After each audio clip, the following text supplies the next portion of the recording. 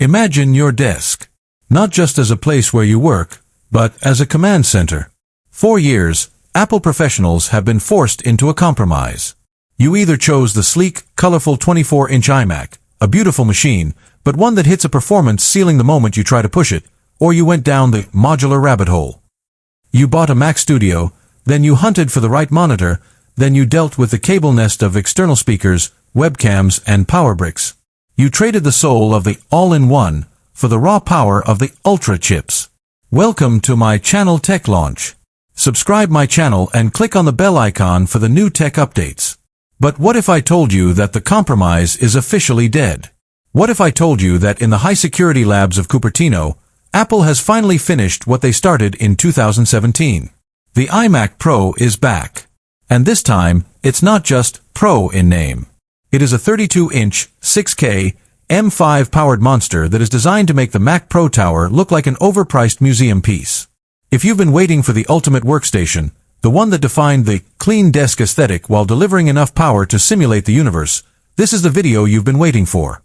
We are diving deep into the supply chain leaks of 2026, the arrival of the M5 Max and M5 Ultra Silicon, and the display technology that is so advanced, it literally couldn't exist until now.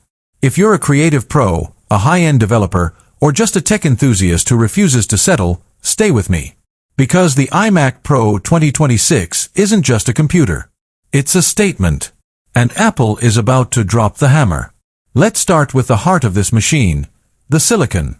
We are currently in the spring of 2026, and the M5 family has just rewritten the rules of what a system on a chip can do. The standard iMac Pro isn't starting with a base chip. No, the leaks confirm that the entry-level iMac Pro will debut with the M5 Max, a chip that already demolishes the highest-end PC workstations in single-core and multi-core efficiency. But for the true power users, the Ultra is the real story. The M5 Ultra is rumored to be built on Apple's new Fusion architecture. This isn't just two chips glued together. It's a unified 2-nanometer masterpiece with a die-to-die interconnect so fast that the software can't even tell it's two separate pieces of silicon. We are talking about a 40-core CPU and a staggering 100-core GPU. Think about that. A 100-core GPU in an all-in-one chassis. This is enough power to edit 12 streams of 8K ProRes RAW video simultaneously without the fans even ramping up to an audible level. But why an iMac Pro? Why not just stick with the Mac Studio? It's about the thermal envelope. The rumor mill suggests the 2026 iMac Pro features a completely redesigned, chunky chassis. It's not the razor-thin blade of the 24-inch model. It's thicker, bolder, and finished in a deep, menacing space black.